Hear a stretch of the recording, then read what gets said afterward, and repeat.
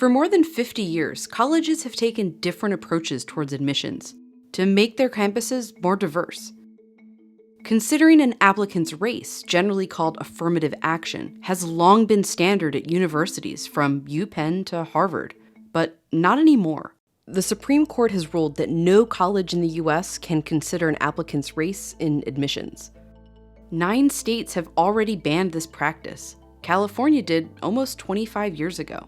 Just enough time for a detailed study on its consequences. Once you have the data set in hand, there's an awful lot you can learn, honestly, pretty quickly, right? Basically what I'm doing is just differences in means. What happened to the kids after 98? What happened to the kids before 98? Just those comparisons tell you an awful lot about not just what happened in California, but I think what we can expect to happen across the country.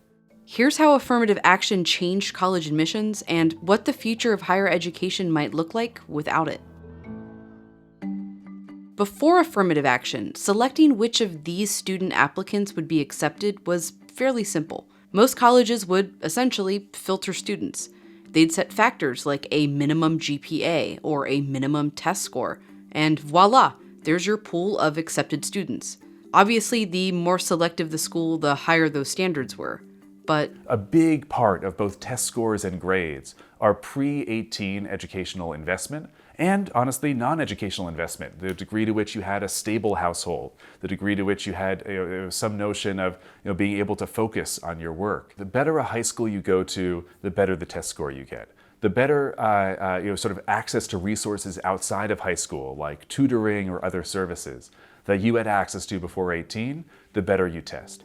It's clear if you break down SAT scores by the background of the student. Students from higher income households score higher. Same if you look at who grew up in a household with a parent with a graduate degree versus no degree.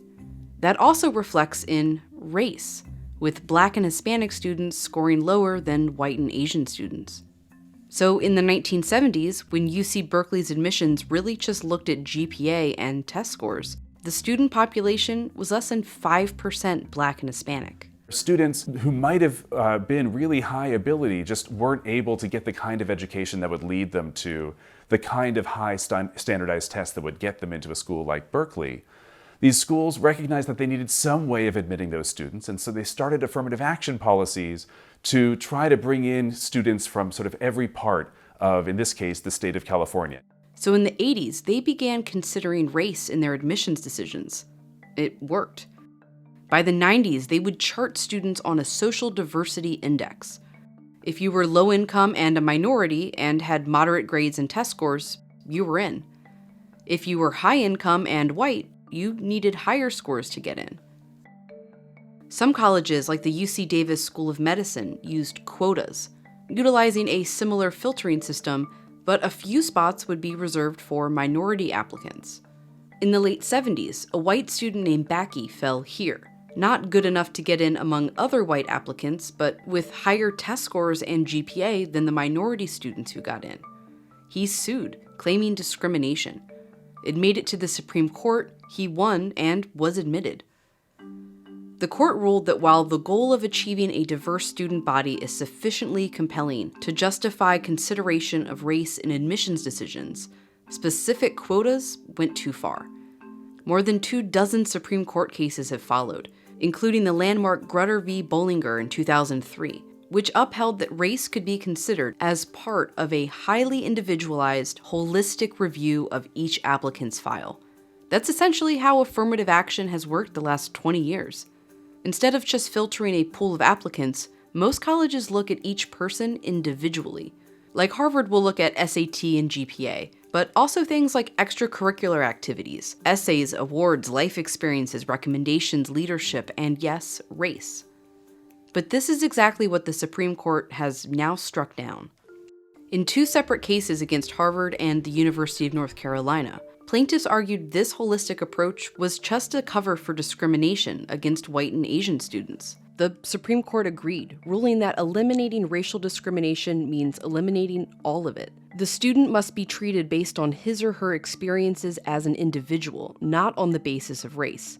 Many universities have for too long done just the opposite, which means in this holistic review, race can no longer be considered. To the degree that these universities want to maintain their current level of racial diversity, California has shown that that is infeasible, at least given the policies that California has tried to implement. In the 90s, Californians voted for Proposition 209, which banned public universities from considering race.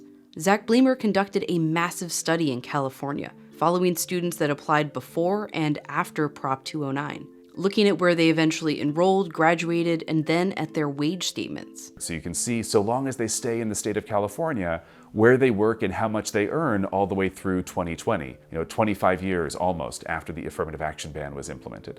What he found was that Black and Hispanic enrollments at more selective schools, like Berkeley, dramatically fell when they couldn't include race in their admissions process. Moderately selective schools had almost no change, but enrollment at less selective schools actually rose. Because most Black and Hispanic students didn't not go to college, they just went to less esteemed ones. You got this cascade effect of Black and Hispanic students, on average, enrolling at a university that's just a little bit less selective than the universities they used to have access to. Kids who used to go to Berkeley are now going to UC Davis. Kids who used to go to UC Davis are now going to UC Santa Cruz. What happened is pretty substantial negative ramifications for these students. They became less likely to earn STEM degrees, less likely to go to graduate school. Those with the lowest GPA and test scores became less likely to even graduate. And overall, Black and Hispanic students earned less in their careers than those admitted before Prop 209. One thing we've learned from affirmative action bans is that the kids who are admitted to more selective universities as a result of race-based affirmative action tend to receive greater value from those institutions in terms of the degree to which those institutions lead them to more successful jobs or more success generally in the labor market than the white or Asian students who tend to take their places after the end of affirmative action programs.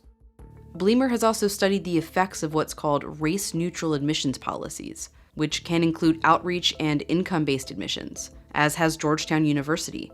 They both found the same result. It seems like all of these race-neutral alternatives that universities can implement have a tendency toward increasing the diversity of campuses, but they don't get you anywhere close to the level of racial diversity that's provided by race-based affirmative action. Harvard said if it were to not include race in their holistic review, Black and Hispanic enrollment will decline by almost half. Berkeley, even though it has made strides since Prop 209 to enroll more Hispanic students, the Black student population is still below where it was when it could consider race in admissions.